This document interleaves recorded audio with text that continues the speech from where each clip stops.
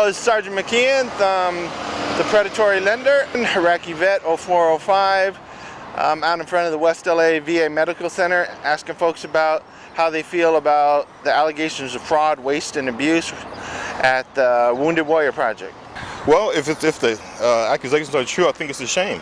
It's not a good thing going on right now because they're using the money to have pleasure with their own selves instead of the veterans who need it the most. Well, I've heard somewhat about it. If the allegations are true, they deserve to be fired. Well, first of all, let's hope these allegations are actual fact, and they're not just going in on some people who they think might have done wrong. Let's hope these allegations are true first. Second of all, the Wounded Warriors, I'm not really sure what's going on about it, but with them getting 50% of donations while other charities are getting 15%, kind of seems unfair.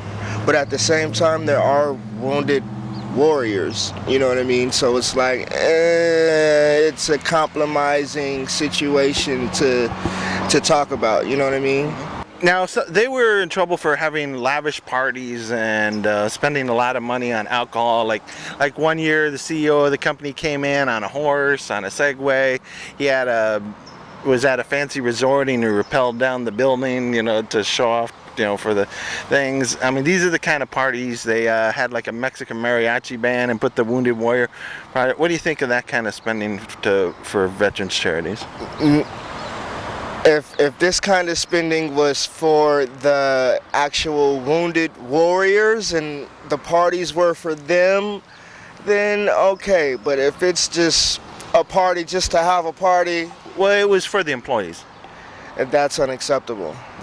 That's unacceptable. That money is for the Wounded Warriors, you know what I mean? So why would the head of that charity be spending that money on lavish lifestyle parties? Now, they were spending 50% operating budget when other charities spend 10 to 15% of their money on operating costs. What do you think about this dramatic overspending on operating costs compared to other charities?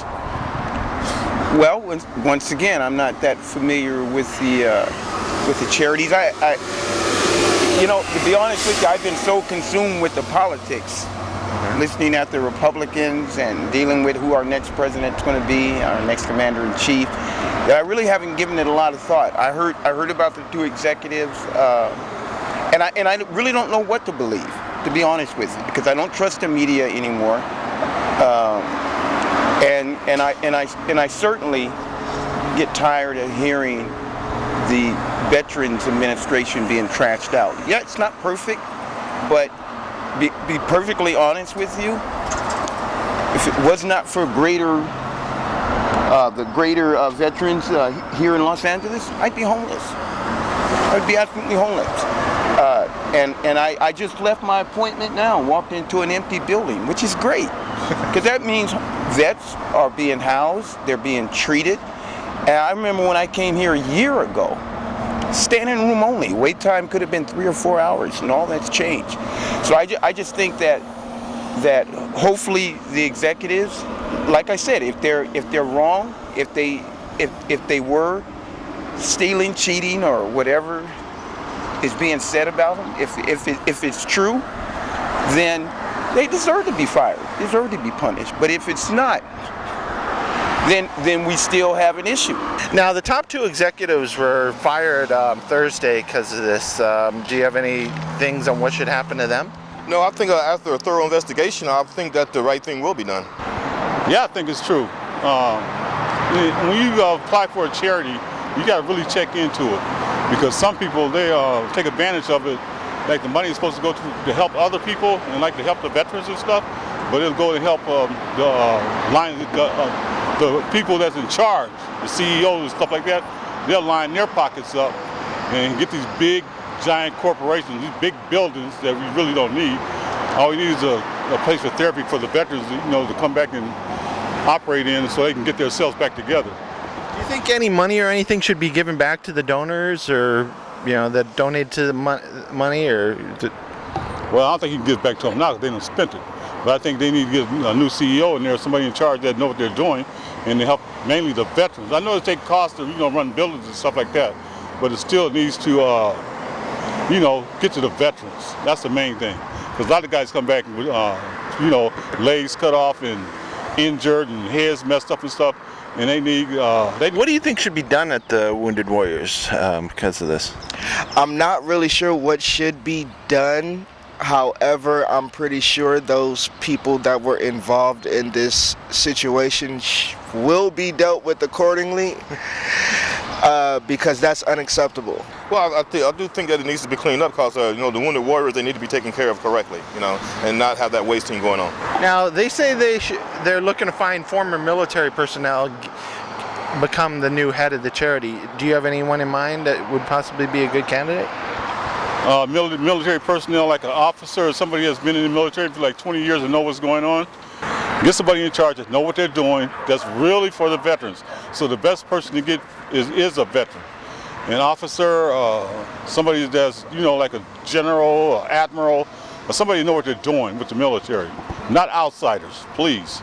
I think that would be great. I think I live in a building now that it's unlisted people, and then it's veterans, and it's like mixing apples and oranges. And I think that that when you served in the military and you understand what war does to men and women, and not to just change the subject, but that's one of my pet peeves, is that I don't believe that we should have any commander-in-chief that doesn't serve in the armed services.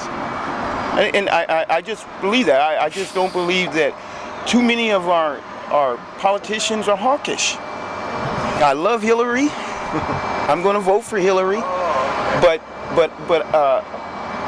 I just believe that if she would stay, if I thought for 1 second that she would put boots on the ground and cause us to be in the conflict that we've got under the Bush administration, I would not vote for her. Barry Sanders, I love him. I love how he's tapped into the energy of our young people, and that's a good thing. But same for him. He burned his draft card, and I heard him say, I heard him say that he wanted to put boots on the ground, and it's why? The one thing I agree with Donald Trump about, and I almost hesitate to say that they ought to be fighting for their own country.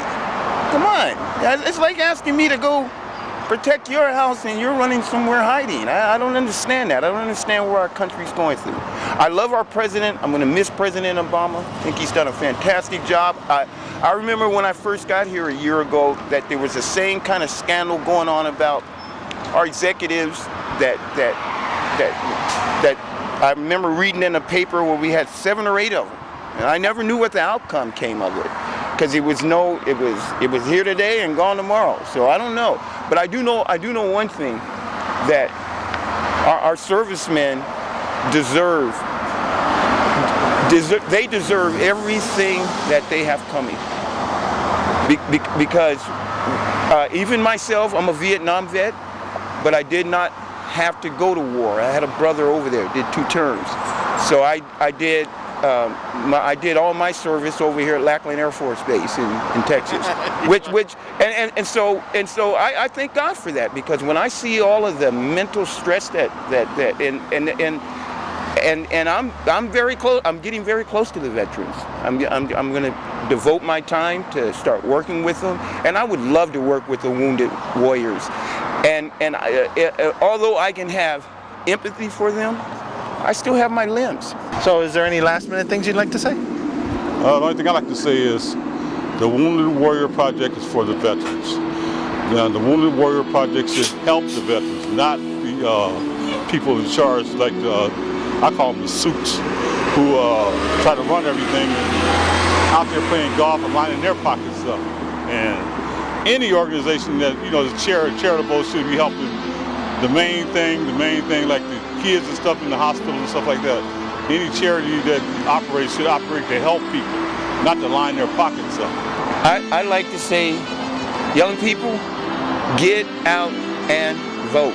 We cannot afford to have these hawkish, bloodthirsty Republicans in the White House. We can't afford it. Whether you vote Barry or Hillary, get out and vote. And let's continue to keep this great country that we have. I just hope that all my wounded warrior veterans, my fellow brothers in arms, get the services that they deserve and everything goes well. Combat veteran Devon Lowe, SHSN, out.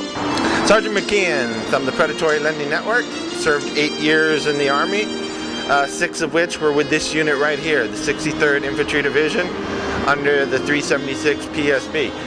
Now my feelings on this is,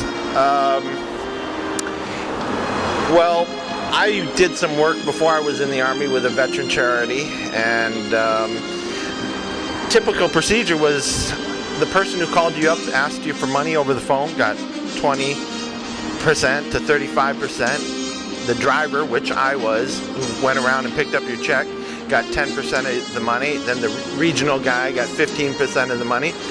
So you can quite easily see how expenses at a veterans charity could skyrocket to well over 50%. So I kind of understand how this could happen because I've seen it at other legitimate charities. So since my dad was a veteran at the time, I didn't really object to it, but now you hear about other charities operating expenses as low as 15%. You know, you feel like this is something that's wrong, and these guys, you know, if they did something illegal or not, we don't know, but we have to investigate these guys because there could be, you know, some criminal proceedings there. But as far as I know, there's no interest in pursuing them for this. So, you know, I'm just here to ask some folks what they think about it, and we'll see. Okay, so in closing, this is Sergeant Mckeon saying, proud and accurate, huh?